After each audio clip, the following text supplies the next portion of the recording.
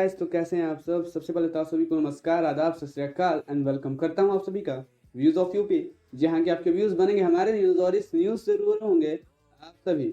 So guys, आज है 15 नवंबर 2021 और 15 नवंबर 2021 तक के जितने भी करंट इकोनॉमिक अफेयर्स और बिजनेस अफेयर्स हैं उनके बारे में हम लोग इस वीडियो में डिस्कस करेंगे। So guys, let's move it on.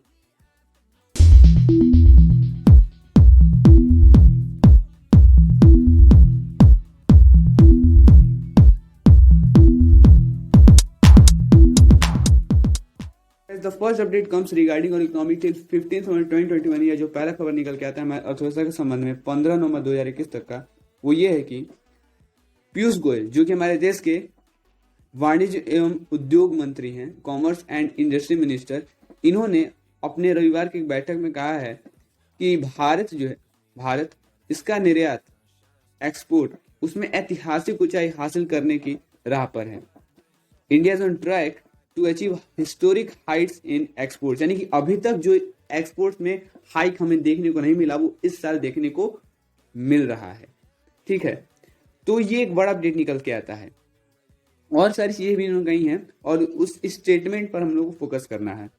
जैसे कि उन्होंने कहा है कि asserting that the world takes India as a trusted global partner in maintaining global supply chain, Goel said, despite the lockdown, India did not default on any service support to the global community।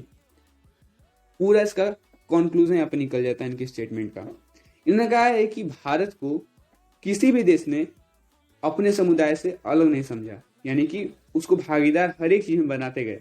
Bharat को, विश्व जो है भारत को हर एक मामलों में अपना भागीदार बनाते गए और भारत ने भी लॉकडाउन होने के बावजूद भी विश्व की मदद की है। तो पहला जो इनका कथन था जिसमें उन्होंने कहा है कि भागीदार समझा रहता तो वैक्सीन का अभी हमें शॉर्टेज नहीं होता। वैक्सीन का शॉर्टेज का कारण भी इनको समझना चाहिए कि वैक्सीन का शॉर्टेज जो है उनका ही मदद करने में हुआ है, यानी कि जब उनके यहाँ शॉर्टेज था वैक्सीन का तो हम लोग ने वैक्सीन प्रोवाइड किया, और हमने क्या शॉर्टेज था तो उन्होंने भी प्रोवाइड किया, लेकिन उन्होंने डिले किया, हम लोगों ने डिले नहीं किया।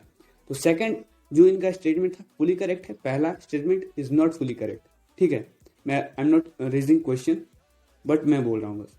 ठीक है, तो ये इकोनॉमी के रिगार्डिंग एक बड़ा न्यूज निकल के आता है और ऐसा स्टेटमेंट कुछ मैं पहले भी उन्होंने दिया था, इसका जिस वीडियो का लिंक मैं ऊपर पिन कर देना, जाके आप देख सकते हैं। वहां पे उन्होंने कहा था कि बैक इनटू एक्शन, जो हमारे देश की अर्थव्यवस्था है वो दोबारा सक्रिय हो चुकी है, और जस्ट लाइक या फिर उसके ही तरह उससे संबंधित जो स्टेटमेंट है उन्होंने रविवार को भी दिया है, कल भी दिया है, जिसमें उन्होंने कहा है कि India's economy was witnessing a bounce back in every sphere, यानी कि हर एक क्षेत्र में हमें उछाल देखने को मिल रहा है।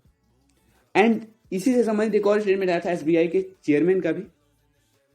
उन्होंने कहा है कि जो भारत की इकोनॉमी है उसका ग्रोथ हो रहा है, लेकिन वी शेप ग्रोथ हो रहा है। इट्स नॉट बैड, बहुत अच्छा ग्रोथ होता है वी शेप ग्रोथ।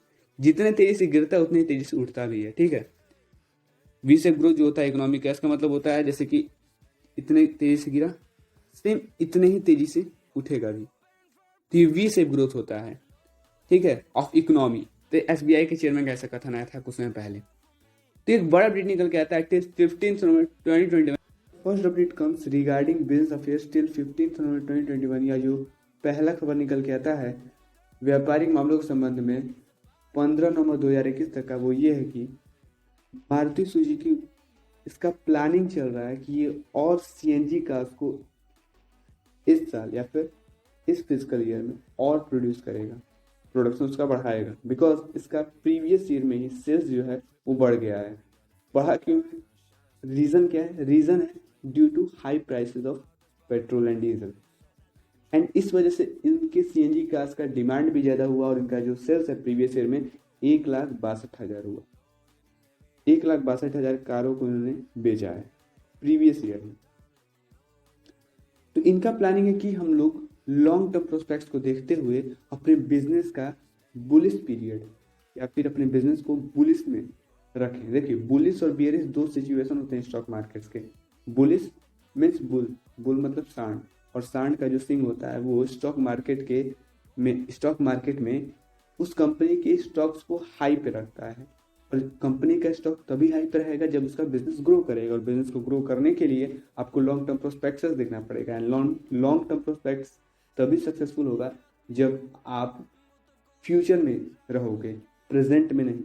कहने का मतलब है कि अभी अगर सोचते हैं कि हम लोग सीएनजी कार की तरफ से स्विच ऑफ करके यहाँ पे मतलब कि पेट्रोल कार्स डीजल कार्स में आ जाएं, तो इट इज़ नॉट राइट। ठीक है, ये जो फ्यूल के कार होते हैं, फ्यूल कार्स, इनमें आ जाएं तो ये बिल्कुल सही नहीं है। क्यों? क्योंकि हम लोग को ग्रोथ चाहिए, ग्रोथ होगा तभी हमारे कंपनी के स्टॉक्स का प्राइस बढ़ेगा कंपनी में। तो बुलिश लॉन्ग टर्म प्रोस्पेक्ट्स को ध्यान में रखते हुए साफ साफ यहाँ पे स्टेटमेंट भी दिया है, इनके ऑफिशियल्स ने स्टेटमेंट में भी साफ साफ की बात कर दी है। मैं आपको दिखला देता हूँ। जैसे कि साफ साफ यहाँ में कहा गया है कि Maruti Suzuki India plans to drive in CNG trims across its product range as it remains bullish over long-term prospects of the segment and aim increase in fuel prices and drop in diesel car sales according to a senior company official। साफ साफ हम कहा गया है कि फिलहाल में तो ड्रॉप हुआ है डीजल का प्राइस, बट फ्यूचर क्या ड्रॉप होता है या नहीं होता है हमें ये नहीं देखना है। तो फ्यूचर प्रोस्पेक्ट्स को, फ्यूचर के चीज़ों को देख के चलते हैं। That is planning. हम लोग अपने 12th में पढ़े थे, प्लानिंग इसी को कहते हैं जब लोग फ्यूचर को फ्यूचर में प्लानिंग करते हैं, प्रेजेंट में प्लानिंग नहीं करते हैं। मतलब फ्यूचर के लिए प्लानिंग करते हैं इन द प्रेजेंट। ठीक है, फ्यूचर के लिए प्लानिंग किया जाता है इन द प्रेजेंट, और तभी हर एक चीज़ को देख के हम लोग आगे बढ़ते हैं। तो मारुति सुजुकी इंडिया भी यही कर रहा है ताकि उसका स्टॉक का प्राइस ऊपर रहे, बुलिश रहे। तो एक बड़ा अपडेट निकल के आता है till 15th November 2021 regarding business affairs, या 15 नवंबर 2021 तक का व्यापारिक मामलों के संबंध में। So guys, till then, spread positivity to become positive because your positive mind is the greatest weapon to win any challenge. So guys, तब तक के लिए आप सभी को व्यूज ऑफ यू की तरफ से बहुत सारा प्यार, धन्यवाद।